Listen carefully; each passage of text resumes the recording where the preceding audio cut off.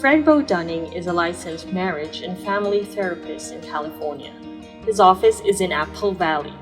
If you are seeking mental or behavioral health help, please reach out to someone in your state.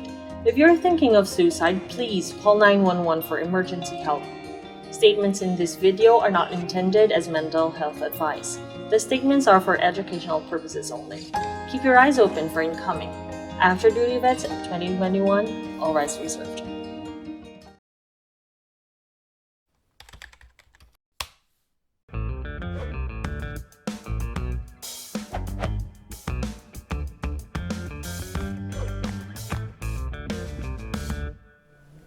Number 30. Were you happy to come home? Well, what the hell do you think? But the truth is, some are okay with coming home and some wish they were still over there. So it all depends on the situation. There's no right or wrong answer to this. It's complicated. It really is complicated when it comes to this.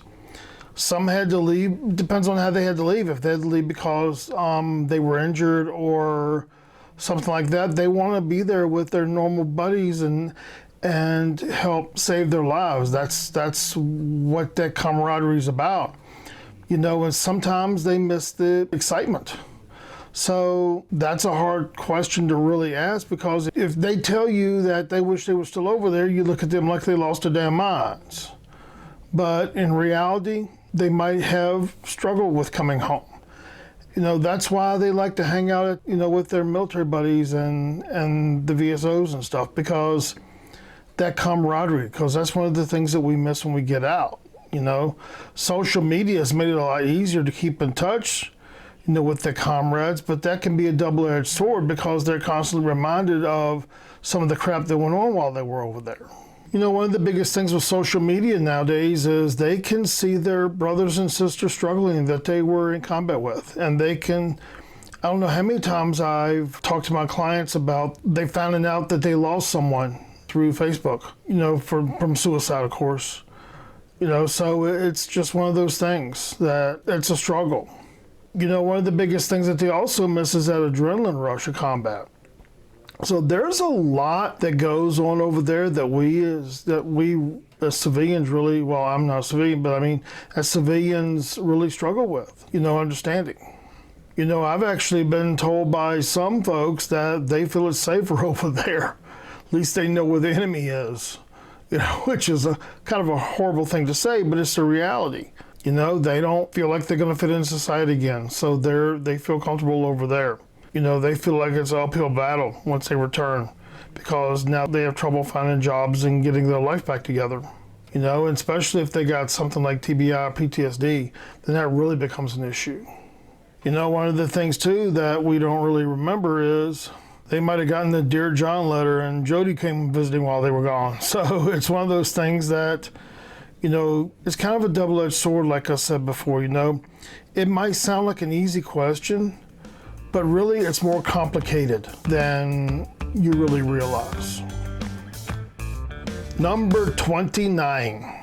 I hear all women are sexually assaulted or harassed in the military. Will you? I don't even know where the hell to start with this. Yes, women actually get asked this question. I've heard multiple times, different variations of it, but pretty much it's the same thing. Men aren't asked this question, even though men are sexually assaulted or harassed also.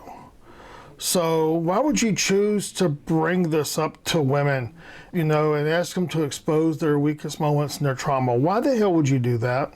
Do you go up and ask women that you run into, were you sexually assaulted? A lot of women are sexually assaulted. They're not just in the military.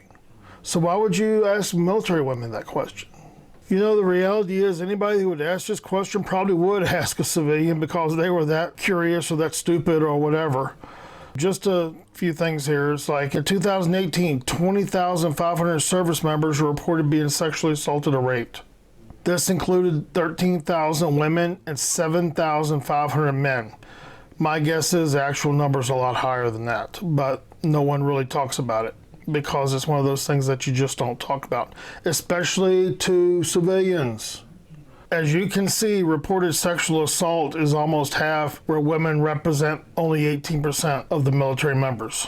These numbers don't represent those that were coerced, not reported, or sexually harassed.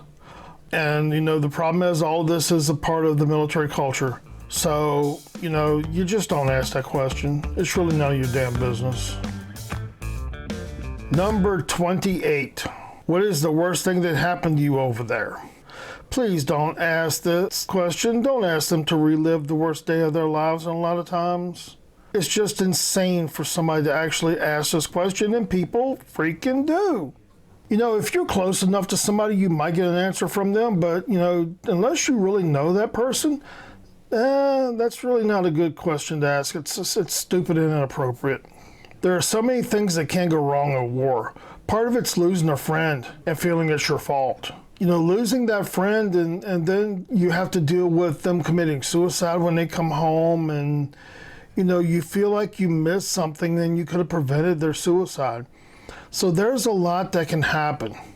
Part of it could be that you had to shoot a child or a woman to protect yourself in your unit. That's a moral injury thing. Again, this all depends on how much you know them and their perspective, but why would you ask a veteran in general to relive something just because of your curiosity or you just want to know? My take on this is if they start to trust you and they want you to know, they'll tell you. And just leave it at that, okay? Number 27. Don't say you had a PTSD moment. PTSD moments are reserved to those who actually have PTSD, and they're probably not going to say it out loud if they have one. And by saying that, what you're doing is you're discounting their disability and making fun of people with PTSD. It's bad enough to have symptoms of PTSD, but having to listen to someone flippantly make a comment like that's pretty damn disrespectful. Folks with PTSD struggle daily in a ton of aspects of their life. And, what you're doing by that is you're making fun of them.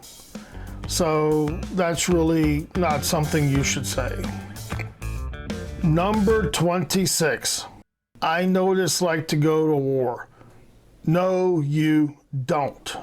Unless you've been there in a discussion. Yes, people actually make that comment. Oh, I know what it's like to go to war. No, you don't. Unless you've been there. Did I say that right? No, you don't unless you've been there.